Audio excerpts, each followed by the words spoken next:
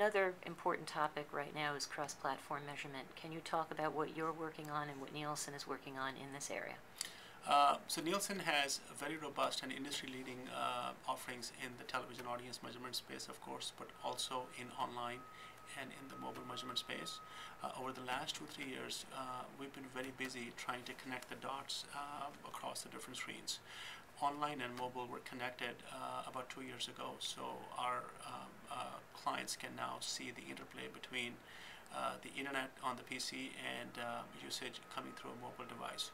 We've also done fusion between the television panel and the internet panel to give clients a perspective on how those two media interplay with each other.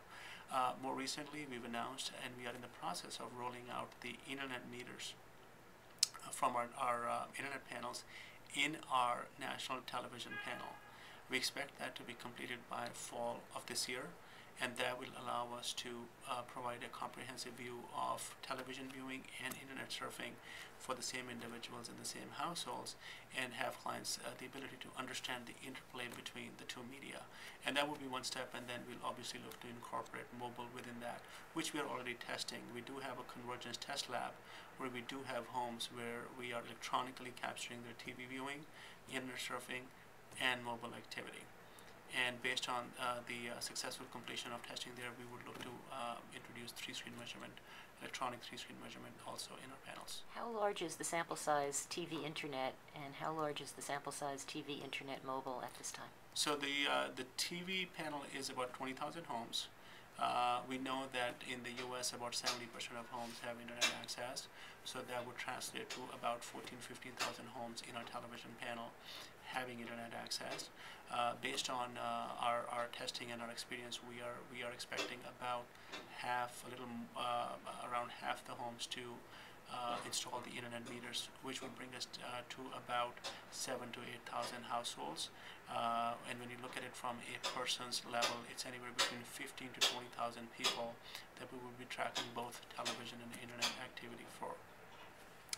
Then looking on the mobile and the third screen side, that's a very small lab right now, and what we are trying to determine and test is means by which we can increase the cooperation of tracking all three screens without really undermining and negatively impacting the underlying accuracy of measurement for any one of those three screens. So the full rollout will be determined, and that'll drive the sample size at some point. What would you say would be the optimum sample size? Again, as I said earlier, you can never be too rich, too thin, or have a large enough panel. So all else being equal, and by all else I mean the quality being equal, larger samples are better than smaller data sets. And there's a fine balance between how large do you go, and when you reach a point where expansion of a panel can come at the cost of either quality deterioration and or just the expense side of things. So we would roll it out, and then we would work closely with our clients to understand what questions that might be unanswered, given a sample size, and drive the expansion from there. What were some of the conclusions that you saw from the two screens, television and internet? Well, one of the things we are finding from the two-screen measurement is that, just to take the recent example of the Super Bowl, found that 13% of people watching the Super Bowl were also on the internet at some point while they were watching the game. And some of the things they were doing on the internet were things you would expect them to do even if they were not on the watching the game, which would be Facebooking or going to Google or checking emails and doing activities like that online. So if this is the case, how would you say that impacts attention and retention of ads? I think this is an emerging area that we are looking at closely. One of the things we have found with the research that we've done with the Nielsen IAG is that ad campaigns that tend to deploy multiple screens, or for example television and the internet, do tend to score much higher in terms of retention and positive brand attitudes than a single screen.